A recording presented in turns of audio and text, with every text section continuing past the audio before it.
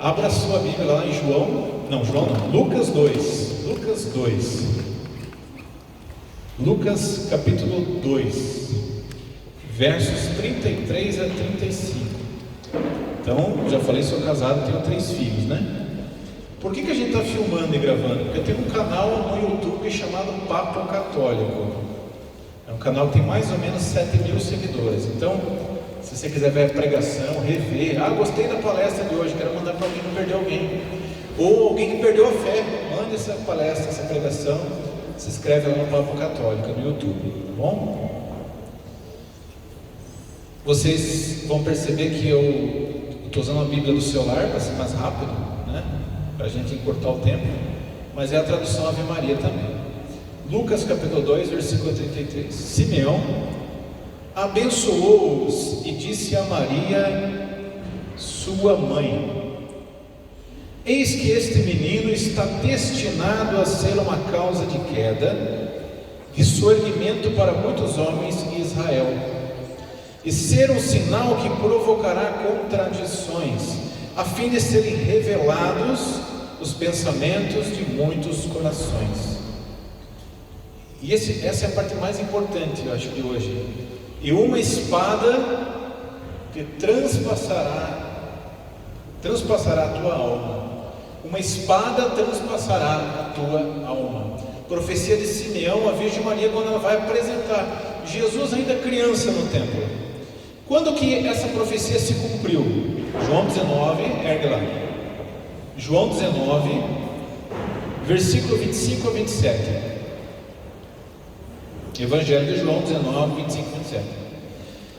Junto à cruz de Jesus estavam de pé a sua mãe, a irmã de sua mãe, Maria, mulher de Cleófas, e Maria Madalena.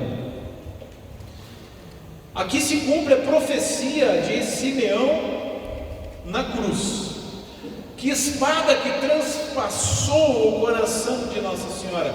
A espada da dor, a espada da morte de quem? Do seu filho. Mas é interessante, porque Nossa Senhora, mesmo com a espada atravessando o seu coração, e mesmo vendo Jesus pregado, porque Nossa Senhora, esse trauma não a marcou? E é isso que nós vamos meditar hoje. Esse trauma não a marcou e não a prostrou, porque ela estava com Deus vivendo esse trauma, literalmente. Jesus era Deus e Deus era Jesus, rosto humano de Deus, rosto divino do homem. Jesus é Deus e Jesus é homem. E aquela profecia, aquilo que Abraão não fez, que é sacrificar o seu filho único, Isaque, a pedido de Deus, Nossa Senhora fazia agora, e Deus fazia também, porque se preocupava comigo e com você. Então eu quero meditar em superar os traumas da morte junto com Nossa Senhora. Primeira coisa, por que Nossa Senhora não se traumatizou com a morte? Porque ela tinha fé. Primeira coisa, para superar os traumas da morte, eu preciso olhar as coisas como Deus olha, não como o homem olha. Porque a Bíblia diz em Isaías que tanto quanto o céu dista da terra, os meus pensamentos ultrapassam os vossos pensamentos. São Pedro disse para Jesus fala, eu vou ser entregue, eu vou para Jerusalém e tal. São Pedro, Mateus 16, que não te aconteça isso, Senhor, que Deus te livre da morte. E ele diz, para trás, Satanás, os teus pensamentos não são os meus pensamentos. Nós olhamos a morte de baixo para cima, com uma cabeça limitada, com um raciocínio limitado, com um QI limitado, com uma história limitada, dentro do nosso tempo, dentro do nosso relógio, dentro da nossa fé minúscula. Eu esqueci aqui um óculos escuro que estava no carro. Lembra quando você põe um óculos escuro? Ou qualquer óculos, você enxerga o mundo a partir dessa lente, não é? Você está enxergando o mundo a partir da tua lente, um mundo talvez um pouquinho mais perto, né? Para corrigir que a tua vista natural, ela tem miopia ou hipermetropia, ou astigmatismo, não sei. Eu vejo o mundo, eu vejo a morte, eu vejo o acontecimento a partir da minha lente. Qual é a minha lente? O meu estudo, a minha vida, a minha experiência, o que eu aprendi. E a primeira coisa, Nossa Senhora via as coisas com a lente de Deus. Então ela fazia algo natural para uma mulher. Chorou, porque claro, o filho estava morrendo. O que fazer diante da morte enquanto o homem? Chorar, porque machuca. Chorar porque nos dá saudade. Chorar porque aquilo era injusto. Chorar porque Jesus não merecia, era nós que merecíamos. Chorar porque ela preferia estar no lugar de Jesus, se fosse possível. Mas ela sabia que não era possível, porque ela era uma mulher não comum, mas humana como nós. Não uma qualquer, como prego por aí, mas humana como nós. Mas ao mesmo tempo, a Bíblia diz que ela estava de pé. As Marias deram um show diante da morte, porque elas ficaram de pé. E de pé e sem abrir a boca, e sem reclamar com Deus, e sem murmurar, e sem xingar, e sem perder a fé, e sem se revoltar. E ela tinha todos os momentos ali, motivos para dizer: olha aí, Senhor, eu disse sim para o Senhor com 14 anos, eu estava para casar, eu tinha um projeto, eu fugi com seu filho, eu só sofri a vida inteira, é isso que eu ganho dizendo sim para o Senhor. Ela tinha motivos para dizer isso, motivos fortes. Mas ela não disse nada disso, porque ela tinha fé. E ela sabia que a morte não é a palavra final, não é para Deus, não é a palavra final.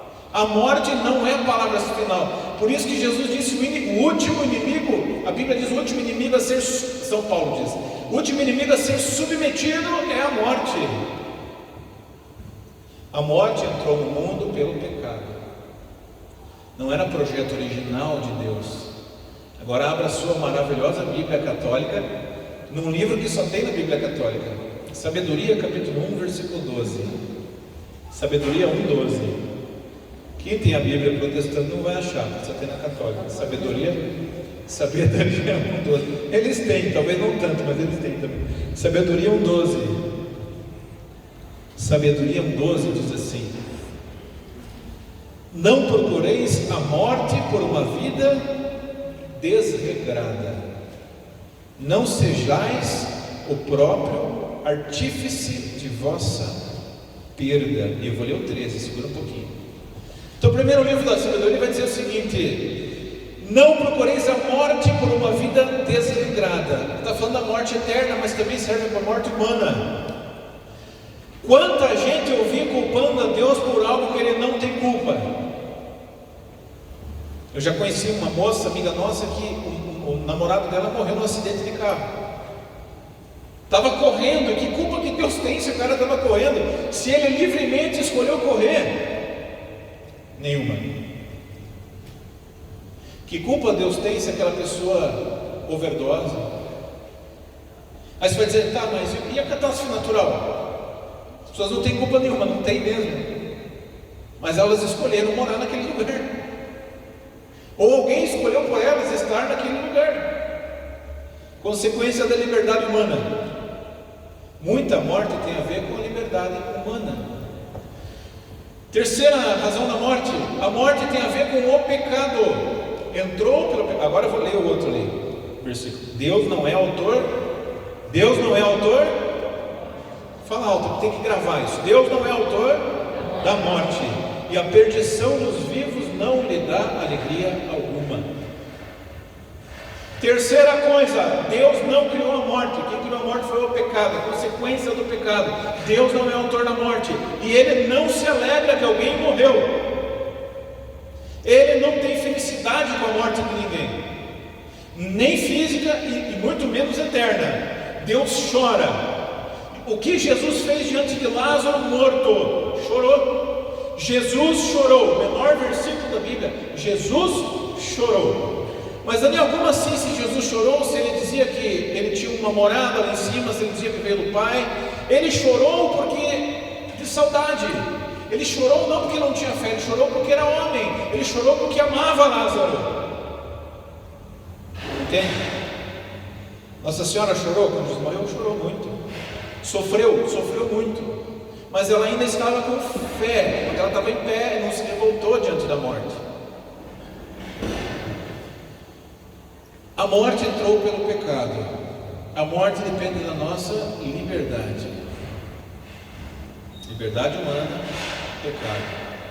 Consequência de doença, que também entrou pelo pecado. No paraíso não havia doença, não havia enfermidade. Ela entrou pelo pecado. Entende?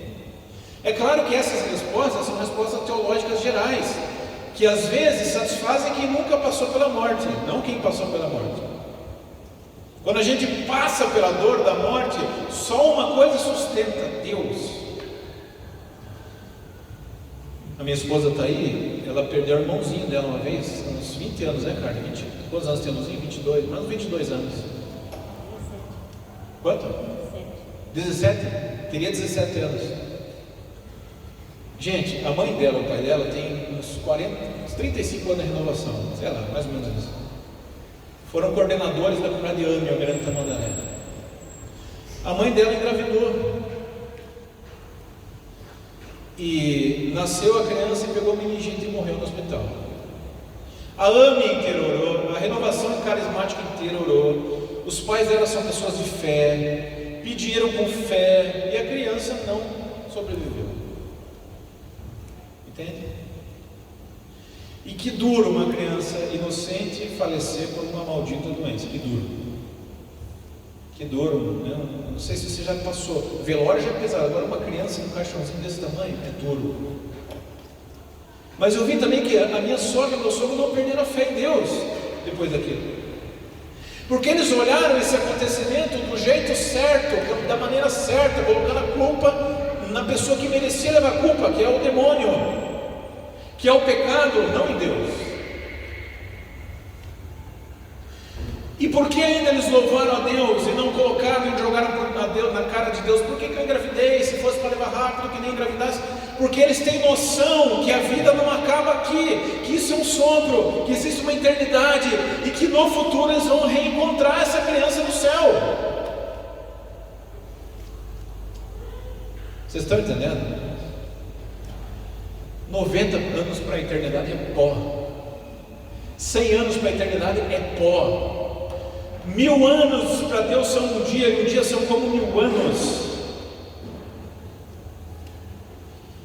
Se Deus falasse para a gente, ó, morreu teu parente, e eu permitir não significa que Deus quis, significa que Ele deixou, são coisas diferentes. Santo Anselmo falava de duas permissões de Deus, uma que Ele quer e outra que Ele não quer, mas Ele deixa acontecer. Ele não quer, mas Ele deixa acontecer. Então 1000 anos são como um dia são como 1000 anos. Se Deus dissesse para nós assim, olha, essa pessoa morreu, mas daqui a 2 segundos você vai ver ela. Opa, tranquilo, beleza. Só 2 segundos, Senhor? Sim. 90 anos é 2 segundos, querido. Quando a gente chegar lá em cima, a gente vai entender que 100 anos, 1000 anos para Deus, para a eternidade, não é nada, é um pó. E a gente vai ver que Ele é o autor da vida, e que a morte não pôde vencê-lo e não vence, e que a morte não é a palavra final. Por isso São Francisco de Assis, ele dizia, chamava a morte de irmã. São Francisco de Assis dizia, irmã morte. Ele não via a morte como adversária, São Francisco. São Paulo também não, ele dizia, para mim viver é Cristo e morrer é lucro. Se eu morrer, maravilha, eu vou ver Deus mais rápido. Se eu morrer, maravilha, eu vou parar de ser perseguido aqui. Se eu morrer, maravilha, eu vou estar com o meu Senhor que eu preguei. Irmã morte, que sem morrer eu não vou ver Deus nem você. Bom,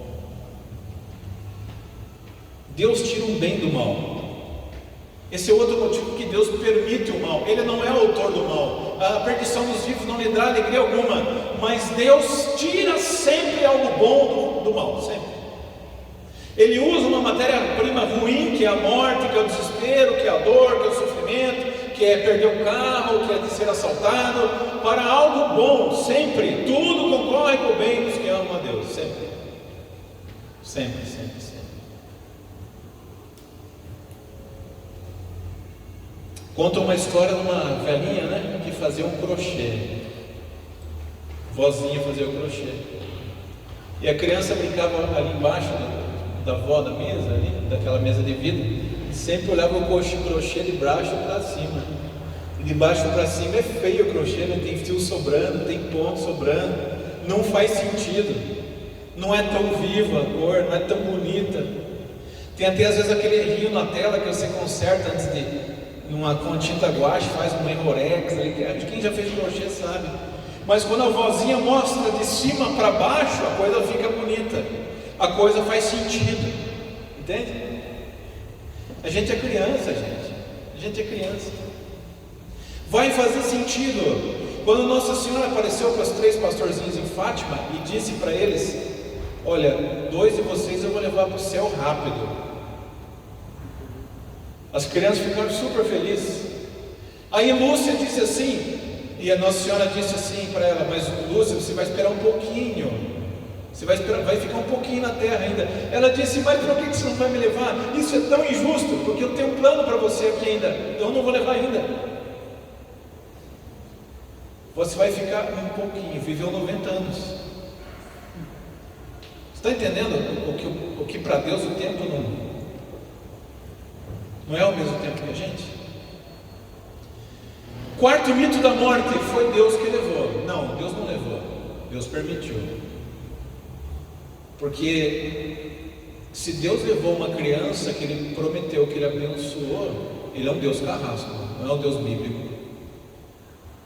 Deus às vezes leva, sim, Deus, como essas 2 crianças, de fato Ele levou. Mas não dá para Deus dizer que Deus levou em todos os casos, não dá para dizer. Às vezes foi o pecado que levou, às vezes foi a doença que levou. Nem sempre dá para dizer Deus levou, não, às vezes Deus levou mesmo, porque as crianças estavam sadias, depois elas ficaram doentes. Naquele caso, Nossa Senhora avisou: eu vou vir buscar, mas não dá para colocar tudo na conta de Deus, você está entendendo? A gente não pode fazer isso. Vou contar mais uma historinha para vocês e nós vamos orar. Frei Eugênio, eu acho que ele é italiano, se eu não me engano. Tem o testemunho dele no Papo Católico.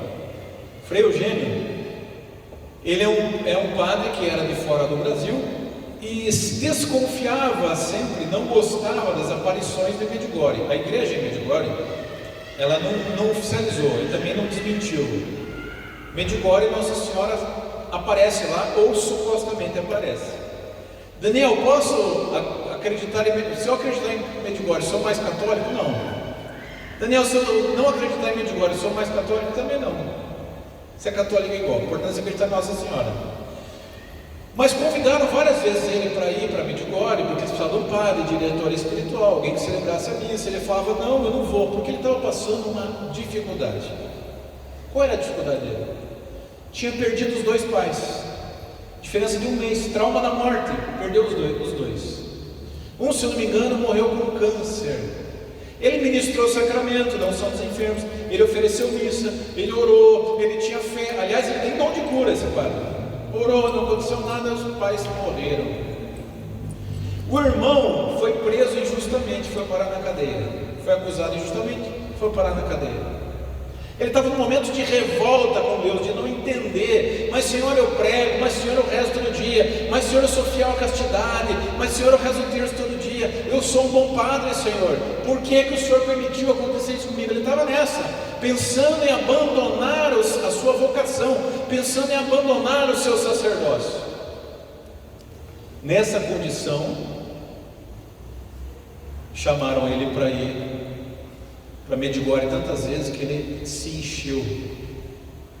Ele falou: tá bom, eu vou, mas não me peço para rezar nada, não me peço para celebrar missa, não me peço para confessar, eu vou junto para descansar. Se você aceitar assim, eu vou, senão eu não vou. Aí o pessoal assim pensará: vamos fazer o padre ir, depois a gente vai ganhando ele lá, né? E foi o padre junto. Me deixe no meu quarto sozinho, eu não quero sair, eu não acredito em Medjugorje, eu não quero confessar ninguém, eu não quero celebrar missa, eu não estou bem, eu não quero, me deixa aqui trancado. Quando ele estava o 2º ou 3º dia em Medjugorje, ele trancou a porta do seu quarto e começou a rezar com Deus. Ele tinha vida de oração. Começou a rezar, daqui a pouco ele falou para Nossa Senhora: Nossa Senhora, é o seguinte, se a senhora está aqui mesmo, se é verdade essa aparição, dá um recado para o teu filho. Agradece ele porque eu sou um padre fiel, agradece ele porque eu rezo o terço, agradece ele porque eu sou celibatário, nunca traí meu voto de celibato, meu voto de obediência, meu voto de pobreza. Agradece o seu filho por ter levado meu pai, por ter levado minha mãe, por eles terem morrido. Agradece o teu filho porque ele permitiu que o meu irmão seja preso injustamente. Agradece o teu filho, se você está aqui e está ouvindo, agradece o teu filho Jesus por isso. Passou uns 2 dias. Padre, confessa? Não, já falei que não. Padre, celebra a missa? Não.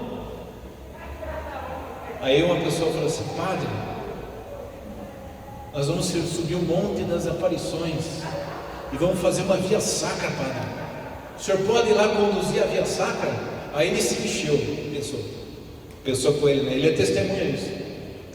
Aí eu cansei de lutar com eles, eu pensei: eu vou fazer uma coisa que eles nunca mais vão me incomodar pelo resto da viagem. Cada estação, vou pregar 1 hora e fazer esse povo ficar de joelho na pedra. Imagine 14, 15 estações, 1 hora, 14 horas, 15 horas, na pedra, subindo a montanha, diz que já mata o fôlego. Pregou a primeira estação, pregou a primeira estação, segunda estação, pregou a segunda estação. Quando ele estava mais ou menos na terceira, um rapaz começou a chorar, foi tocado por Deus, chorou.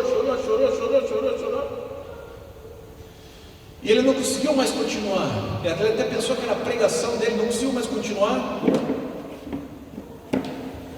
O rapaz começou a enrolar a sua manga, sua camisa, mostrar os picotes as picadas de seringa, tira as seringas do bolso, tira a droga do bolso, tira a cocaína do bolso, começa a jogar tudo na pedra, ele começa a chorar. E ele diz: o senhor é o padre Eugênio, né? Ele fala: eu sou, você veio com a gente? Ele falou: não. A vidente, Nossa Senhora apareceu alguns dias e disse para a vidente, e a vidente disse para mim que eu seria liberto das drogas na frente de um padre Eugênio, que Nossa Senhora me libertaria no meio da pregação de um padre chamado Eugênio, e deu um recado para eu dar para o senhor. Disse para o senhor não se preocupar com seu pai e sua mãe que morreram, porque eles estão no céu e estão super felizes. Disse para o senhor não se preocupar com o seu irmão que está na cadeia, porque ele vai ser solto em poucos dias. Em poucos dias vão descobrir que ele foi preso errado e ele será solto. E Nossa Senhora disse para dizer para você que Deus sabe que você é um bom sacerdote, e que você vai ser transferido para o Brasil, para uma paróquia em São Paulo, onde Deus vai te usar muito dentro de 1 mês. E ele fala: aconteceu tudo isso, exatamente assim. Meu irmão foi solto, vindo do exterior para o Brasil, ele montou uma congregação dos servos de Medjugorje. Mas por que eu gosto desse exemplo? Porque um padre formado em teologia, imagine nós, ele estava olhando a morte com o olho humano. Perdi meu pai e minha mãe por câncer. Essa pregação na minha vida e na sua vida, ela tem que ser remédio hoje, mas ela tem que ser preventiva, porque cada um de nós, sem exceção, vai passar por uma morte que parece absurda, ilógica. Então, se você não tem ainda, graças a Deus, alguém perto que você perdeu, que foi a morte dolorida, um dia, infelizmente, isso pode acontecer. E essa morte não pode nos traumatizar e não pode fazer morrer junto a nossa fé em Deus, a nossa fé em Jesus. Não pode. Nós temos que ficar de pé como as Marias ficaram. Maria, mãe de Jesus, irmã Maria, mulher de Cleófas, e a outra Maria, mãe dos primos de Jesus, dos chamados irmãos de Jesus. De pé. É assim que o cristão permanece diante da morte, de pé. De pé. Vocês estão entendendo então, para a gente rezar? A morte entrou no mundo pelo pecado. A morte é culpa do pecado, da nossa liberdade humana. A morte atinge a todos. Atingiu Jesus, que não tinha culpa. Atingiu Nossa Senhora, a Imaculada. Atinge a todos. Ah, mas eu li no Salmo, caiam 10.000 à minha esquerda, 1.000 à minha direita, eu não serei atingido. Não é no sentido físico somente, principalmente no espiritual, não vou perder a fé. A morte vai nos tocar. Perdi meu tio faz uns 6, 7 meses. O tio que eu mais gostava, o tio mais saudável, de uma hora para outra, saudávelzão, super brincalhão, jovial. Não racionalize, aceite. Tem coisa que eu não vou conseguir abarcar com a razão, então graças a Deus a gente tem a fé. Eu abarco com a fé. E por isso Nossa Senhora, ela foi chamada a mãe da fé. Abraão virou o pai da fé, só porque ele pensou em sacrificar o seu filho, porque Jesus pediu. Lá no Antigo Testamento diz Abraão, porque você acreditou, tua descendência será mais numerosa que as estrelas do céu e que a areia do mar. E Nossa Senhora se torna agora a mãe da fé. Porque as 7 dores grandes que ela passou na vida não puderam tocar a fé dela. Acontece a morte pela maldade humana também. Quanta gente tentou, Herodes tentou matar Jesus, quanta criança inocente morreu, gente, por causa de um maluco que não queria a concorrência do rei de Israel, que melhor que era um rei de poder. Exterminou um monte de criança. A Bíblia diz uma coisa assim como que Raquel, ouve-se um grito na cidade de terra, Raquel chorando, a voz dos seus filhos, coisa assim, uma profecia, quer dizer, é uma profecia que se cumpriu. Milhares de crianças mortas. Que Deus tem culpa nenhuma. Eu conheci um médico que era contra a vida, e ele não era, tem esse testemunho dele no Terra de Maria, documentário. E ele conta que não era nem católico. Um dia ele estava em Guadalupe, olhou para o quadro de Guadalupe, mas foi assim como turista. E ele viu uma voz saindo do quadro: por que você me persegue? Por que você mata os meus filhos? Depois ele teve um sonho. Ele sonhou que ele estava num lugar, num campo bonito, e um monte de criança brincando. E ele se aproximava para brincar com as crianças olhavam assim, aterrorizadas para ele e saíam correndo. Ele se aproximava, as crianças corriam. E aí ele viu um cara vestido de marrom, assim, da Idade Média, e ele disse: eu sou Tomás de Aquino, e eu vou te explicar porque essas crianças fogem de você. Porque essas crianças você abortou. Essas crianças você tirou a vida. E aí ele se converteu, Tomás de Aquino, Santo Tomás de Aquino, filósofo. Feche os seus olhos. E nessa oração entreguemos todo o nosso sentimento. A gente já resolve, vamos rezar mais um pouquinho. Senhor Deus, Pai, Filho e Espírito Santo, pela intercessão da Imaculada, e rezando por ela e através dela, com a graça dela, nós pedimos, Mãe, que aonde a morte causou trauma, onde a morte causou ressentimento, onde a morte abalou o nosso jeito de rezar, onde a morte empedrou o nosso coração, onde a morte criou ressentimento contra Deus, que o Senhor nos faça enxergar esse acontecimento com o teu olhar, Senhor. Um olhar de cima, Jesus. Senhor, a morte desanimou até os teus discípulos, que voltaram para a vida velha, voltaram para pescar, que ficaram cegos em Emaús pela tristeza. E é assim, Jesus, é assim porque a gente é humano. Porque como o Senhor exortou o primeiro Papa, os nossos pensamentos não são divinos e às vezes até são diabólicos. O Senhor chora com a morte, Jesus. Aonde o Senhor está, Senhor, quando o mundo está sofrendo com a gente, sofrendo em nós? Deus quer falar para você nessa tarde que Ele te compreende. Ele não te acusa. Ele até compreende se você, diante de um acontecimento desse, colocou a culpa em Deus. Eu vou até dizer, Ele aguenta. E Ele compreende que às vezes as coisas são difíceis da gente alcançar.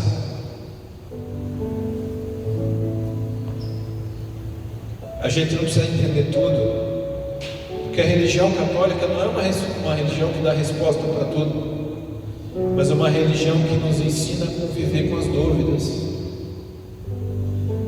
e saber que um dia tudo vai fazer sentido. E que segundo Apocalipse, Deus enxugará todas as lágrimas, não haverá mais choro, não haverá mais dor. No novo céu e nova terra não haverá mais doença, luto, injustiça. Mas até lá, Espírito Santo, nós precisamos que o Senhor haja em nós, para que os dardos inflamados do maligno não use desses trágicos acontecimentos para fazer morrer junto a nossa fé, Senhor. Jesus, quantas pessoas morreram nessa época de Covid, com um filho pequeno, deixaram esposa, quantas pessoas que não mereciam, a palavra é essa, Jesus, não mereciam, mas diz a Bíblia que o sol nasce sobre os bons e ruins, as coisas boas acontecem sobre bons e ruins, e também a chuva, as coisas ruins acontecem sobre os bons e os maus. O Senhor disse que também a casa edificada sobre a rocha, ela recebe chuva, enchente, intempérie, vendaval. Esse vendaval, às vezes, Jesus, é a morte de alguém, é a falta de emprego, é a dor de ter perdido alguém tão cedo, tão jovem.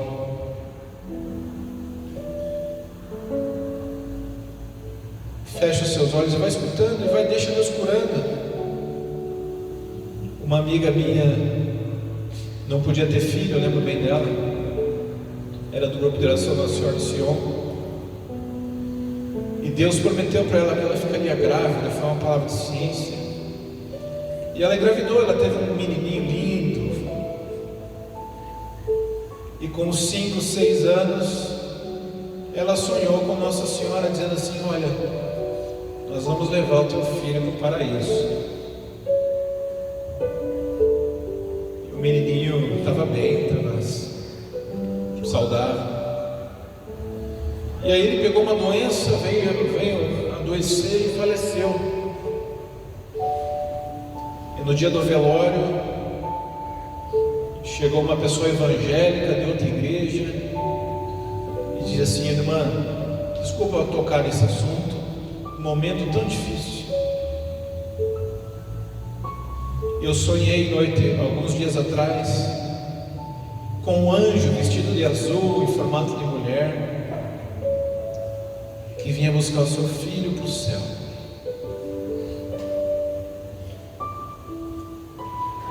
Ela não sabia que o anjo era Maria, mas Deus falou com ela para acalentar. Gente, quanta gente eu rezei já, e quanta gente foi curada, e quanta gente eu rezei que não foi curada. E eu não entendo porquê. De verdade, eu não entendo porquê. Mas eu sei que é muito mais fácil a gente acreditar em Deus quando o tumor sai, quando a pessoa levanta. quando a vida vence, quando o tempo está bom. Mas enquanto é difícil, a gente fica em pé na cruz, na tempestade, no vento, na chuva.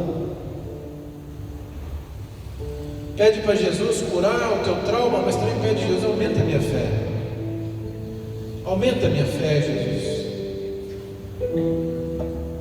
Aumenta a minha fé no depois, na eternidade, no pós-vida, que tudo vai fazer sentido. Aumenta a minha fé que Deus não é um carrasco que tira a vida dos outros, ainda mais de criança indefesa. Não. Aumenta a nossa fé, Jesus, para a gente acreditar que Deus sofre junto, e que Deus junto se compadece, que de fato Ele é o Emmanuel, Deus conosco.